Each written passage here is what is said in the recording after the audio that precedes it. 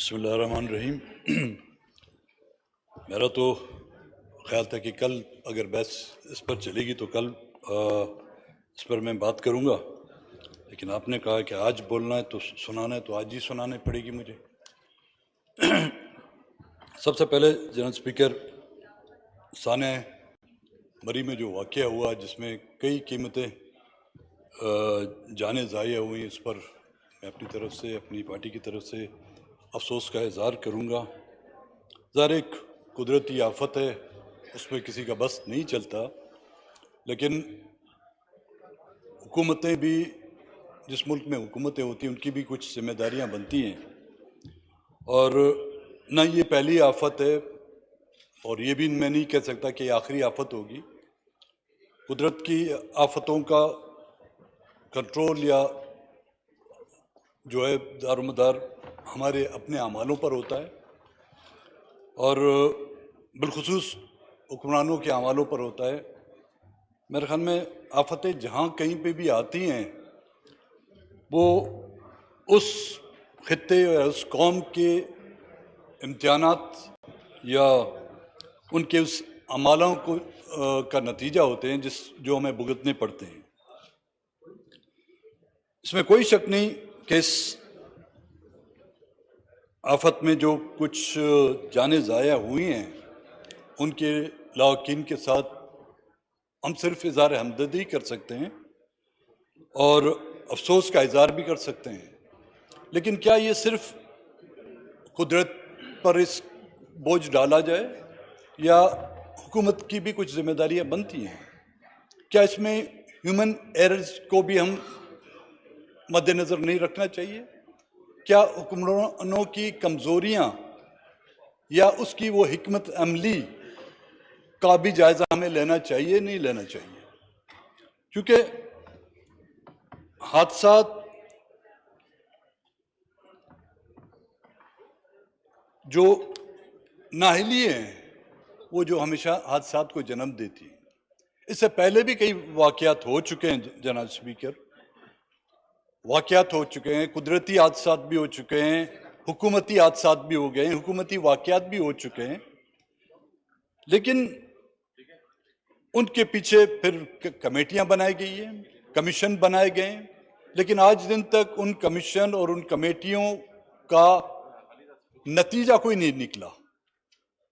कहीं किसी को अगर कंपनसेट किया गया है वो भी मुकम्मल नहीं किया गया है, या उन हादसात को सामने रखते हुए हमने कौन सी एहतियाती तदाबीरें इस्तेमाल की हैं कि आइंदा ऐसे वाक़यात और ऐसे हादसात ना हो। मेरे ख्याल में उसका जवाब 0/0 में होगा। चूंकि मरी का इलाका इस्लामाबाद से नज़दीक है, तो उन लावाकीन की आओ पुकार, उनकी चीखें जो है ना, इस ऐवान में भी सुनाई दी गई हैं, यहाँ के मीडिया में भी सुनाई दी गई हैं, लेकिन वो इलाके जो इस्लामाबाद से बहुत दूर हैं, जो ऑस्ट्रेलिया के जजीरों में हैं या नॉर्थ पोल में है, जिस तरह के बलूचिस्तान है या नॉर्थ पोल ऑस्ट्रेलिया का कोई जजीरा हो, उसमें कई ऐसे वाक़यात हो चुके हैं। कभी मैं ये नहीं कहता इस पर बहस नहीं होनी चाहिए थी, लेकिन क्या वो इस मुल्क का हिस्सा नहीं है? यहाँ पे तो कुदरती आफतें हुए हैं, वहां पे इंसानी और हुकूमती आफतें जो आई हैं उन पर कोई बहस करने के लिए तैयार नहीं है। उस पर आज तक किसी ने जो है रोशनी तक नहीं डाली। उन इलाकों को हमने अंधेरे की उस कुएं में धकेला हुआ है कि वहां पर आपकी कोई भी रोशनाई काम ही नहीं करती।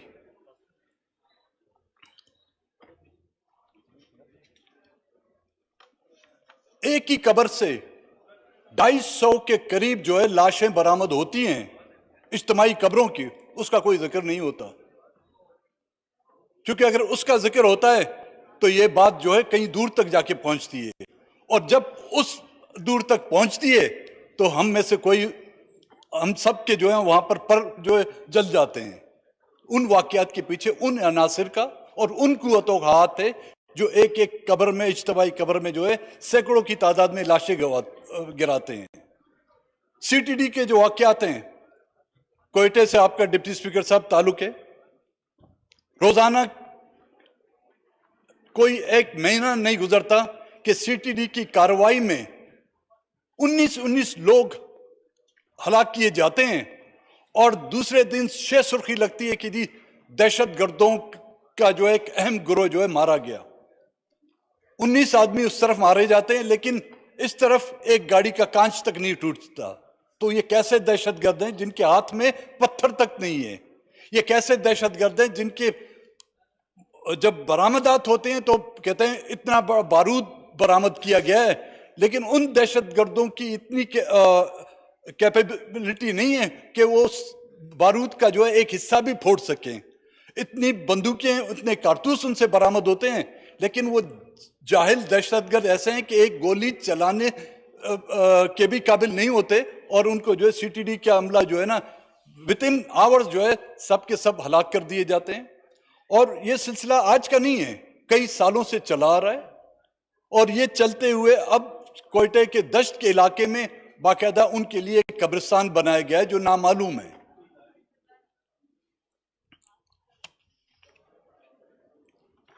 मिनी बजट पर जनाब स्पीकर साहब बहस हो रही है। पता नहीं इसको नाम तो मिनी मेरे ख्याल में बहुत छोटा है, इसके लिए इसको कोई और नाम दिया जाए तो बेहतर होगा, क्योंकि मिनी तो हमेशा छोटे चीज को कहा जाता है ना। इसको क्या नाम दिया जाए? मैक्सिकन मेरे ख्याल ये बजट, क्योंकि 17% जिस तरह बिलावल भुट्टो साहब ने या बाकी हमारे मेंबरान ने जिस पर जो जिस अंदाज में इस पर इसका जो पोस्टमार्टम जिस अंदाज में इसका पोस्टमार्टम किया है, और कहीं से भी मैं कुछ दिनों से जो असेंबली के इजलास में नहीं था, लेकिन जो सुनता आ रहा हूं इसकी मुखालफत में ही बातें हो रही हैं, इसकी डिफेंड में जो आज तक किसी ने बात नहीं की। 17% टैक्सेस लगाए गए हैं तमाम अशियाए जरूरत पर, उसमें खाने पीने की भी अशिया हैं। सिर्फ एक चीज पर मैंने अभी तक टैक्स नहीं देखा हुआ है, वो है मौत पर। उसका जिक्र नहीं हुआ है। कफन पे तो है भाई, कपड़ा तो होगा तो उस पर, कपड़े पे टैक्स होगा तो कफन पे ही होगा, सिर्फ मौत पे नहीं, क्योंकि इस मुल्क में सबसे सस्ती चीज जो है वो है इंसान की मौत। वो बगैर मांगे आपको मिल जाती है, बगैर कहे हुए जो है, या आप पे जो है मौत खुद आपकी दहलीज पर आपका दरवाजा जो है नॉक करती है। वो भूख से भी आ सकती है, वो दहशतगर्दी से भी आ सकती है, वो इफलास से भी आ सकती है, वो हुक्मरान की गलत पॉलिसियों की वजह से भी आ सकती है। मेरे ख्याल में अगर इस मुल्क की हालत को बेहतर कराना तो टैक्स लगाना है तो गलत बयानी पर टैक्स लगाएं, झूठ पर टैक्स लगाएं, बदफैली पर टैक्स लगाएं, नाइंसाफियों पर टैक्स लगाएं, गलत फैसलों पर, अदलिया के गलत फैसलों पर टैक्स लगाएं, नैब के गलत फैसलों पर टैक्स लगाएं, हुक्मरानों की गलत कार्यों पर टैक्स लगाएं, अपोजिशन की गलत रायों पर आप लोग टैक्स लगाएं, तो फिर इस मुल्क की हालत जो है बेहतर बनने में के इम्कानात हैं जनाब स्पीकर साहब। क्योंकि बजट पर तो काफी साथियों ने बहस की है। मैं आऊंगा हिज़्ब रवायत बलूचिस्तान की तरफ जनाब स्पीकर साहब, क्योंकि जो महंगाई है, जाहिर है हम बलूचिस्तान के लोग भी इससे अपने आप को निकाल नहीं सकते। टैक्सेस जो लगाए जाएंगे उसका असर भी हम बलूचिस्तान पर आता है। महंगाई जो होगी, चाहे आटा महंगा हो, चाहे दालें महंगी हों, उसका असर भी पूरे आ सकता है, तो बलूचिस्तान पर भी उसके लामला असरात तो होंगे ही होंगे। बेरोजगारी का बलूचिस्तान में ये आलम है जनाब डिप्टी स्पीकर साहब, मरकज से तो हमें रोजगार की कोई तवक्को नहीं है। लोगों ने अपनी मदद आपके तहत या कुदरत के वसाइल से मालामाल उस सूबे की लोगों ने माहीगिरी के हवाले से अगर अपना रोजगार खुद पैदा किया है, तो उस ग्वादर को जो कई हुक्मरान जो उसको संवारते आज उसको जो है ना मुल्क की तरक्की का जिसको जूमर बना दिया गया है, आज वो ग्वादर के लोग सरपा एहतजाज हैं बेरोजगारी के लिए। बेरोजगारी का ये आलम है कि वहां का माहीगीर जो सदियों से उस साहिल का मालिक है, वो बगैर हुक्मरानों की इदारों की पर्ची से वो समंदर में शिकार कर नहीं सकता। बॉर्डर ट्रेड जो तमाम के तमाम बलूचिस्तान जो जिसकी सरहदें ईरान या अफगानिस्तान से लगती हैं, उनका दारोमदार आपकी बॉर्डर ट्रेड से है। मौजूदा हुकूमत ने उस बॉर्डर ट्रेड को भी बंद किया हुआ है, तो लोग जाएं तो कहां जाएं? रोजगार नहीं दिया जा रहा है, कुदरती जो आपकी जो रोजगार है वो छीना जा रहा है। फिर भी लोगों पर इल्जाम लगाया जा रहा है कि जी आप दहशतगर्द हैं, आप जो है हजारों रुपए लेकर आप दहशतगर्दी फैला रहे हैं। तो लोग जाएं कहां? लोगों को तो कोई एक रास्ता तो दिया जाए।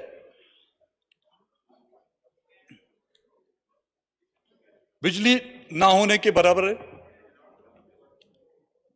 मौजूदा जो सैलाब आया है आपके कोस्टल बेल्ट, वो ग्वादर जिसके सीपेक पे बिलियंस ऑफ डॉलर खर्च किए गए हैं, लेकिन वहां के ग्वादर के लोगों को पीने का साफ पानी अपनी जगह पर, आज वो ग्वादर के लोग वो गटर का पानी पी रहे हैं।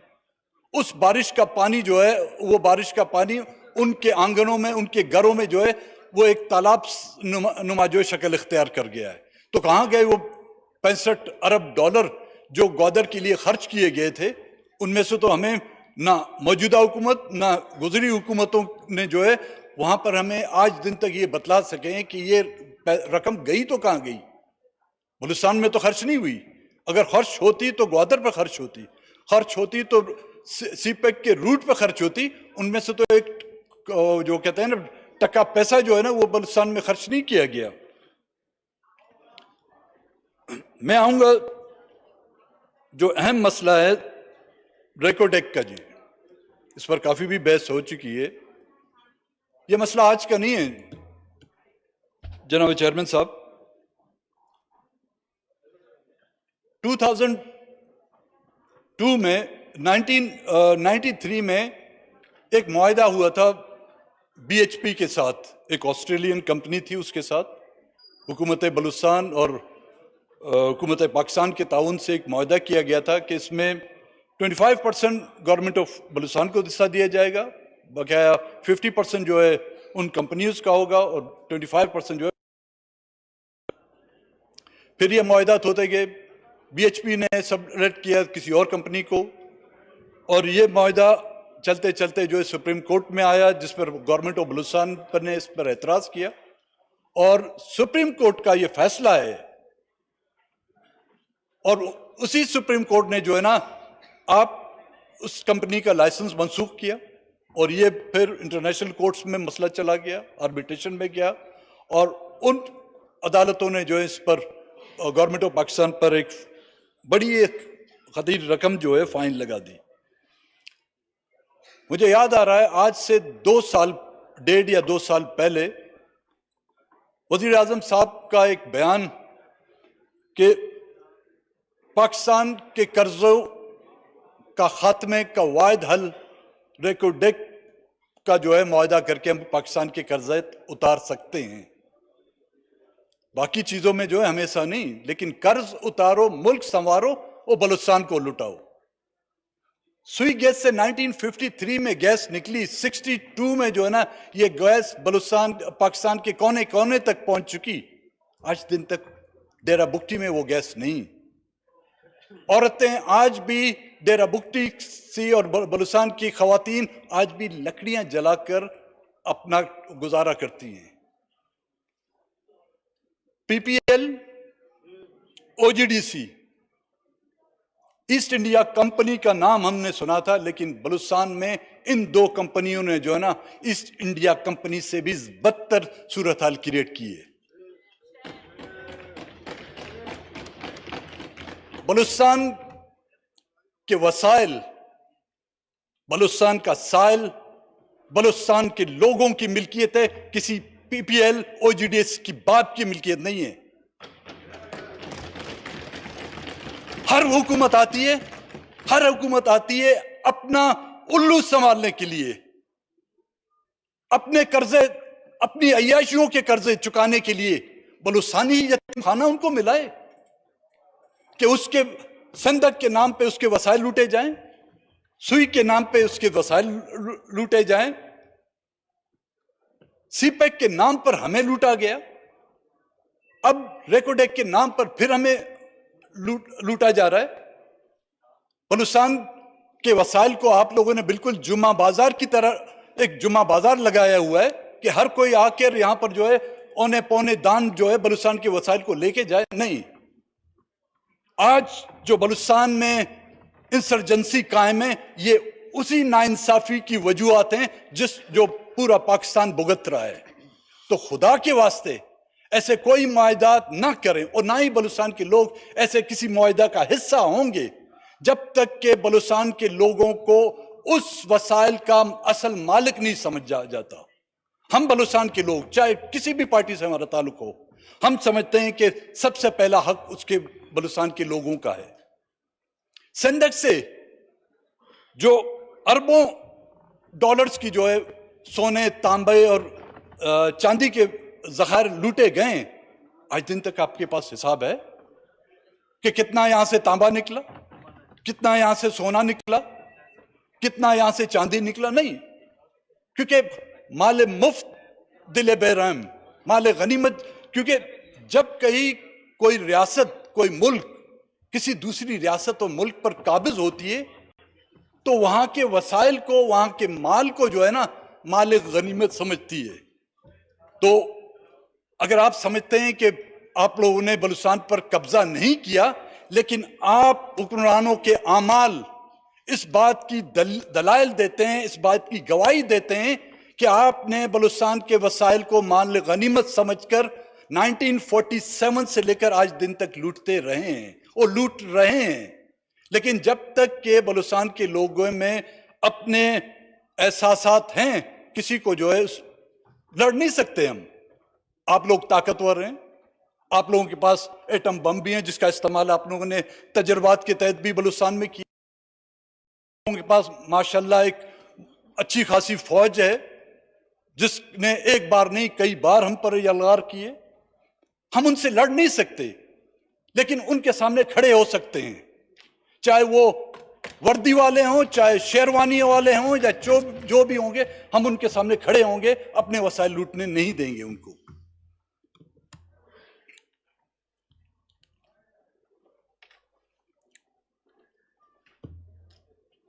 एक बात की मैं वजाहत चाहूंगा चेयरमैन साहब, पाकिस्तान के आइन में जो हम देखते आ रहे हैं, आज भी आइन की कॉपी हम सबके सामने रखी होंगी। पाकिस्तान के 4 सूबे हैं ना, पंजाब, सिंध, खैबर पख्तूनख्वा और बलूचिस्तान।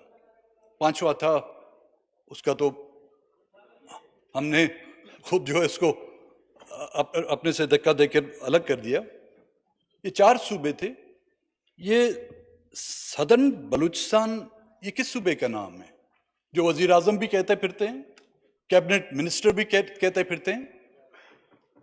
ये अगर सूबा है तो मुझे उस आइन की वो शक बता दें। अगर नहीं है तो क्या जो लोग सदर्न बलूचिस्तान का नाम लेकर बलूचिस्तान को तकसीम करना चाहते हैं, ये आर्टिकल 6 के ज़मरे में आते ही नहीं आते? जो कोई भी अगर इस ऐवान में भी खड़े होकर सदर्न बलूचिस्तान का पुकारेगा तो उस पर आर्टिकल 6 आना चाहिए। जुनूबी पंजाब तो बनाने से आप रहे, अब जो है आप शुमाली बलूचिस्तान बना रहे हैं। हाँ, ये भी माल गनीमत है क्या भाई? आप लोग तो इलेक्शन में मैंडेट लेके आए थे ना कि हम जुनूबी पंजाब बनाएंगे। कहाँ गया वो जुनूबी पंजाब भाई? जी 90 दिन अभी तक और भी हैं जी। नो क्रॉस टॉक जी। अब जुनूबी पंजाब बनाने से तो आप रहे, लेकिन ये सदर्न शुमाली बलूचिस्तान बनाना, मुझे हैरानगी, ये किस किताब में और किस आइन के तहत ये बात की जा रही है? मेरा ये मुतालबा होगा और इस पर बाकायदा बहस की जाए। इस ऐवान में ये सिर्फ वायलेशन नहीं है, ये आइन की खिलाफ वर्जी है। और ये सूबाई हुकूमत भी ये कह रही है, आपकी मरकजी हुकूमत भी कह रही है, आपके बड़े बड़े इदारे का जो है नारा लगा रहे हैं कि जी सदर्न बलूचिस्तान एक है, बलूचिस्तान एक था और बलूचिस्तान इंशाल्लाह तक क़यामत तक एक ही रहेगा। बड़ी मेहरबानी।